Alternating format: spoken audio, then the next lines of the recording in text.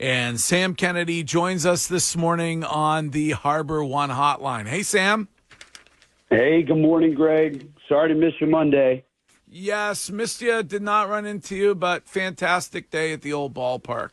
And Sam, I'd like to throw a curveball at the start if I could, and give you some kudos here. The Boston Magazine 150 Most Influential Bostonians issue is out, and you have dwarfed Greg Hill, coming in at 77. Congratulations. Greg Hill, barely, almost in the others receiving votes category, coming in at 145. So you are far more influential than the host of this morning.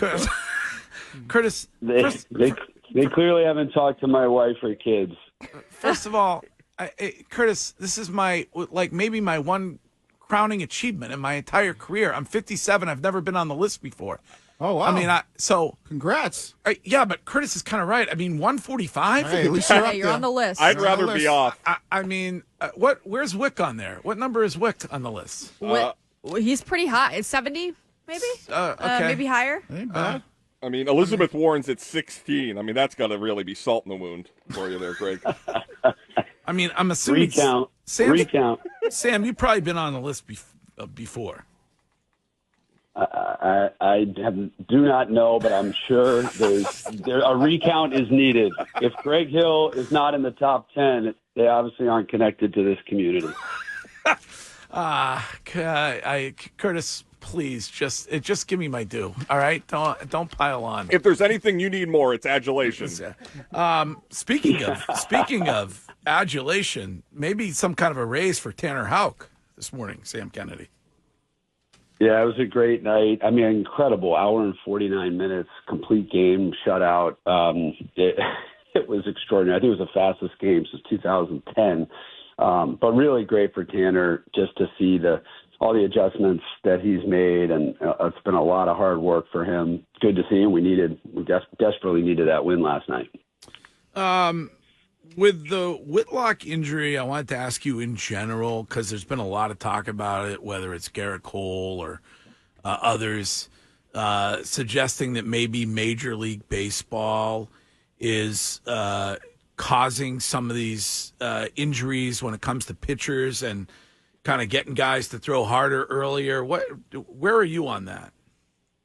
Yeah, look, I think it's absolutely on us. When I say us, the industry, front offices, and the players. I mean, we're all in this together, and this is not a new phenomenon, right? I think I saw some commentary around the pitch clock, and I think that's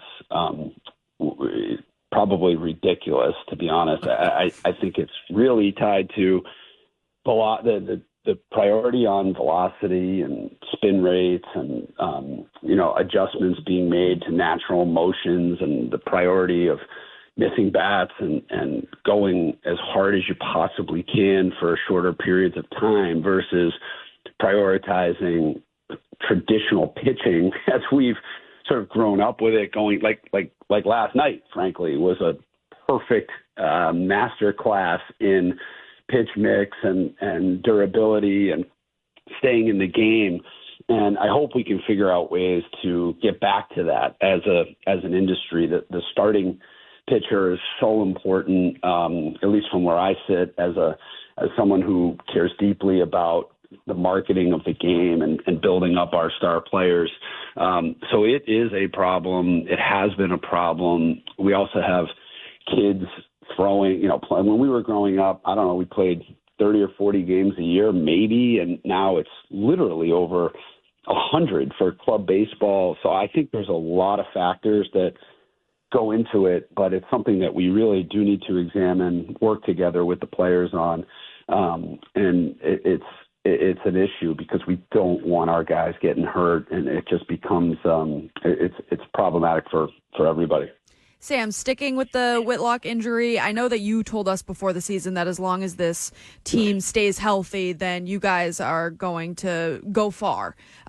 There were reports, Alex Cora said that Whitlock kind of pushed back on taking him out of the game. He wanted to fight through it. How hard is it if you have a guy who's been injury prone in the past to get him out because it's the better for him long term than having him try to push through an injury and prove himself that he can stay healthy? How hard is that for Alex Cora? How hard is that for your training staff? Have you seen that become an issue? Yeah, it's a great question, Courtney. I talked to Brez about this this morning, and it's really hard because, first of all, Witt came in. I think everybody knows he came into camp in just unbelievable physical condition. Did all the work in the off season.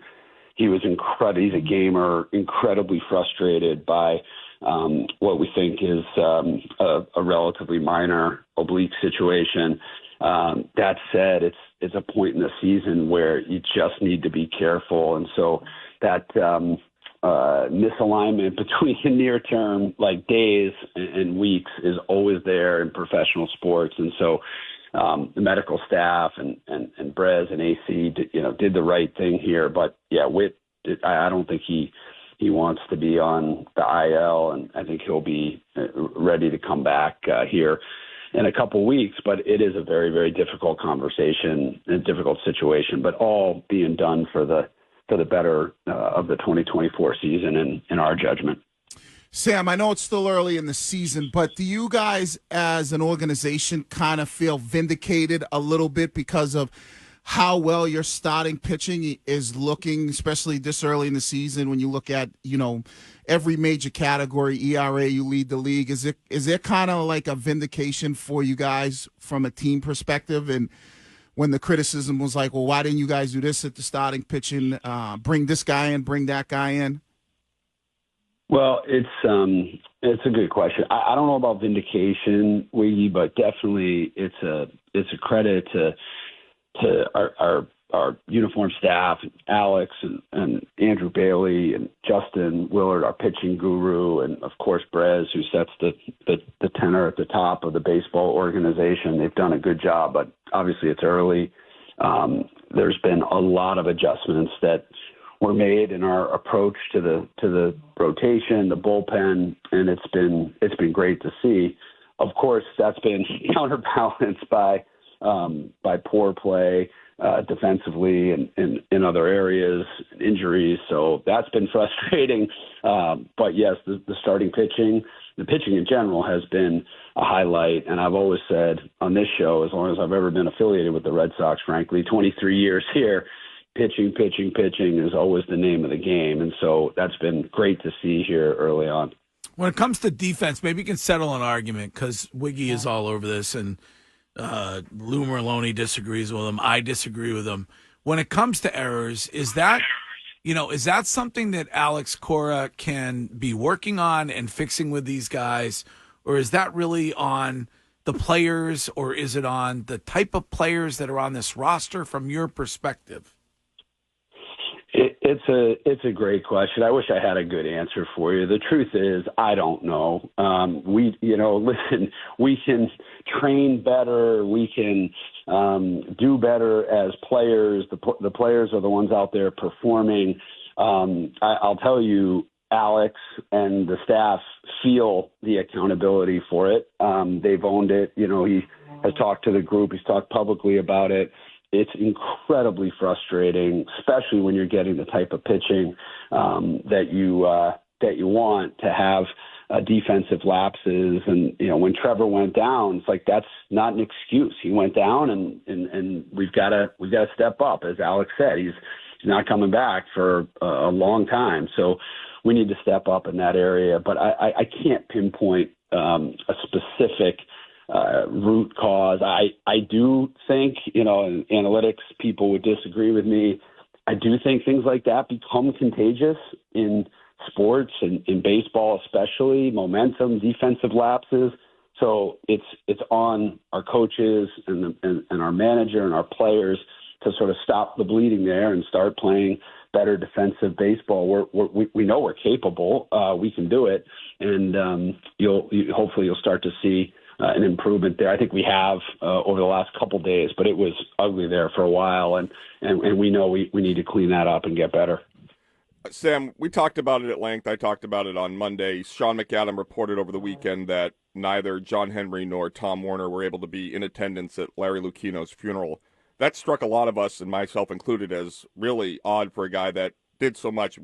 Anything that you could clarify, was that a known occurrence, or why neither of those two were able to attend the funeral of Larry Lucchino? Yeah, I mean, look, the reporting was accurate. Unfortunately, John was indeed sick. He was quite sick, and Tom was unfortunately out of the country. But look, I don't. Given what Larry meant to us in the front office, I worked with this guy for 25 plus years. He led us to 3 World Series championships in Boston. San Diego, we went to the World Series together against the Yankees, 1998, when we were with the Padres. He built Camden Yards. You know, I think the discussion and the focus on the funeral or the ceremony or the service, I just wouldn't want to ever take away from what this guy achieved, what he meant to all of us who knew him personally and professionally, what he meant to those communities, Baltimore, San Diego, and Boston, and then ultimately Worcester. You know, it's amazing that his final achievement secured the home of the AAA Red Sox forever. Just an incredible guy. He wasn't he wasn't always the easiest guy to work for, I could tell you that, but we loved him, and he loved all of us, and he especially loved the Dana-Farber and this community. All right, Sam Kennedy, thanks for taking the time, and we will talk to you again soon. Appreciate it. Work on that power ranking, Greg. We'll get you there. Yeah, I mean, thank God it's 150, or I guess I wouldn't have made it. Hey, I mean, it must be nice. Must be nice to be in the rarefied air of the 70s, Right? I mean, just, That and a couple bucks will get you a Dunkin' coffee. Thanks. I mean.